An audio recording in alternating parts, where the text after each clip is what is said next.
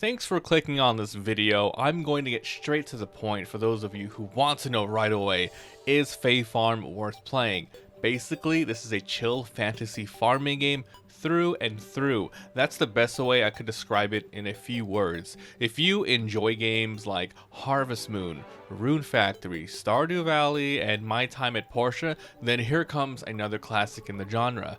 I went into this game with mildly low expectations and ended up pleasantly surprised playing a full 8-hour session on stream the other day. So yes, it's pretty good. It's absolutely worth playing. Now, if you want to learn more, you're interested about Fae Farm in general, stick around and I'll be giving you a quick summary on how the game plays, then my pros and cons that I found with the game. So let's get started. The story basically goes like this. You find a note in a bottle floating on the sea. The letter talks of strange occurrences happening on their island and asks for help.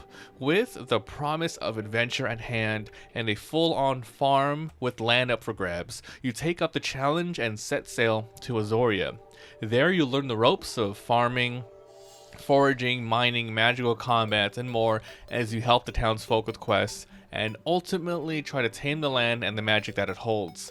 Fae Farm is all about the fantasy farming life, so there's many gameplay mechanics all rolled up here in this package. To go over everything in depth, that's just the nature of these types of games. I'll list as much of it as I can before moving on to my pros and cons though. So here we go. There's mining, logging, farming, fishing, foraging, critter catching, animal care, cooking, potion brewing, magic combats, daily clock timer, skill progression, crafting, building, relationships, dungeon diving, and lots of quests. Oof. With all that being said, it really helps if you do have a base knowledge of the genre. So, as I mentioned, Stardew Valley, My Time at Portia, Rune Factory, then you absolutely can get the idea of the game loop you're going to be seeing here.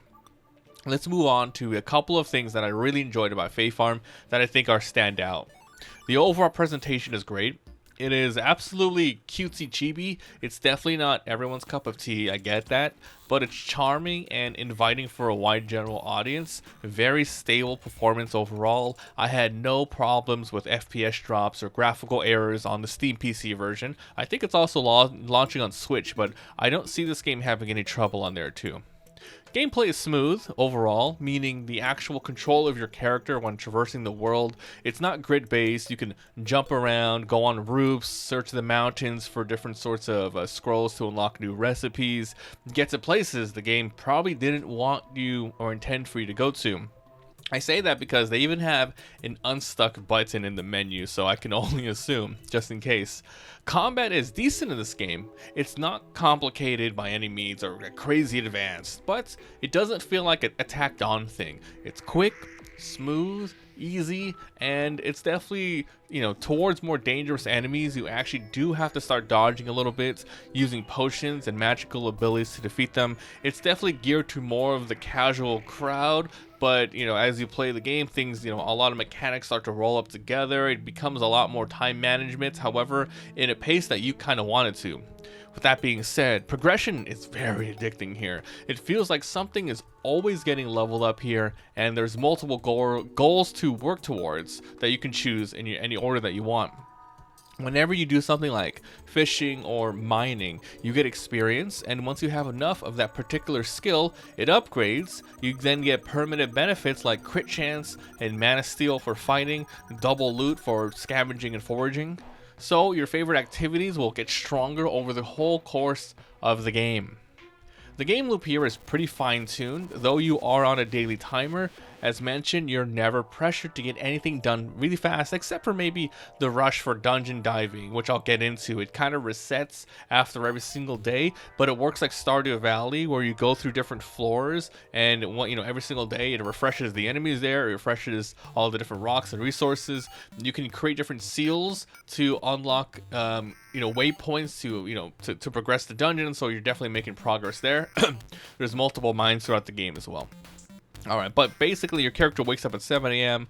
You're free to do the main quests, side quests, jobs, or just tend to your farm and make all the money you want. Once it hits 12 a.m., you automatically get sent to bed to start the next day, so you're not really penalized there. But yeah, once you do get a schedule going, it becomes second nature, and then you end up going through the day grinding at your own pace. But it's addicting, as mentioned. It just feels like you're always doing something. Character and farm customization really does matter here. So at the beginning of the game, your character creation is a bit lackluster, but you soon learn that you unlock lots of different costume pieces and hairs and other stuff throughout the game that you can craft a mirror to switch out at any time. You absolutely can decorate your farm and in-house with Animal Crossing, type of furniture decorations, mess with the walls and all that. But there's a mechanic in this game called cozy furniture, and basically it's furniture for you to craft that does something for you. It will increase your health, stamina, and mana permanently as long as they're in your house, so you have a pretty good incentive to work towards making your place look good and just filled with a lot of stuff. There's tons more pros that I can talk about for sure, but honestly, if what I'm saying sounds good and what you're looking at here looks interesting, then you'll be good here with this game. I really like Fae Farm. However, it's not a perfect game. There are some bad things I've experienced, and let's talk about them. First of all, some UI issues here. Now, I was playing an early copy, so it might get fixed on day one, or at least within a week, I would hope. But sometimes when clicking through my storage, it keeps opening up a completely different menu that had nothing to do with it. I have to keep clicking out of it, around it, which was annoying. It happened with a couple of other menus that kind of temporarily got fixed when I restarted the game, so I know it was an issue. It wasn't a complete gameplay blocker or anything, but yeah, it's annoying. Animal handling in this game is cool, but there's like bad hitboxes. You have to pet and brush your farm animals daily for better experience and rewards. However, sometimes it felt like the prompt to do so, when you walk up to one, it would almost like pop up really inconsistently. Basically, either you or them have to be in very specific range and angle with each other. Not to mention, they kind of get in the way of farming when trying to plant seeds and, water plants and other stuff. Speaking of farming, by the way, the game has auto tool switching, which I think is a good quality of life feature. So go up to a tree and your axe comes out. Weeds pull out of your sickle, weeds and sickles come out, etc. But for seeds, right? It auto waters, auto plants, and auto applies furniture. This is great, but if you aren't too precise with your spots, you can end up accidentally applying fertilizer all over the place, which kind of sucks, but at least later on you can move plants around freely. It's weird, but nice and annoying in the moments. Another sort of average to bad thing here is that relationships don't feel that impactful, at least not yet with how far I'm playing in Fae Farm. Now, one reason people love Stardew Valley, and I mean really like it, is not just the addicting game loop that you will definitely find in this game, but the NPC interactions, the unfolding of their personalities, and their individual stories. There are just some really memorable scenes and characters in Stardew Valley which you get to know, love, and grow.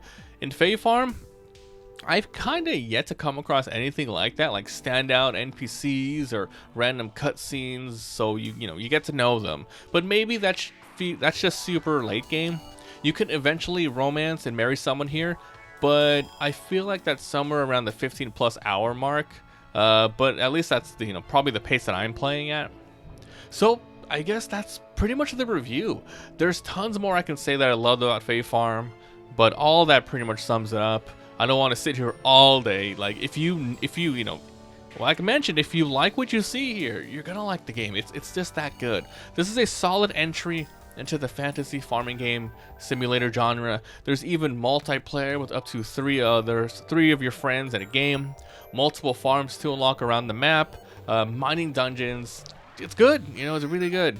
It's like the devs took all of the good parts of different farming games and packaged it all here in a pretty nice one, right?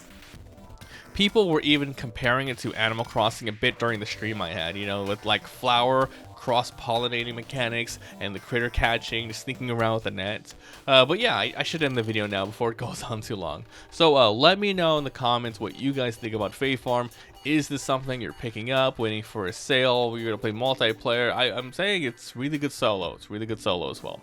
If you're interested, I'll be streaming on Twitch if you want to see more, and uploading my full playthrough on my Let's Play channel, which is called MabiVsGames 2. There's a link in the description to all of that, plus my Discord if you want notifications for when I stream or just want to hang out and talk. So yeah, go check it out. 100% recommendation. Thanks for watching, and I'll see you guys next time. Bye.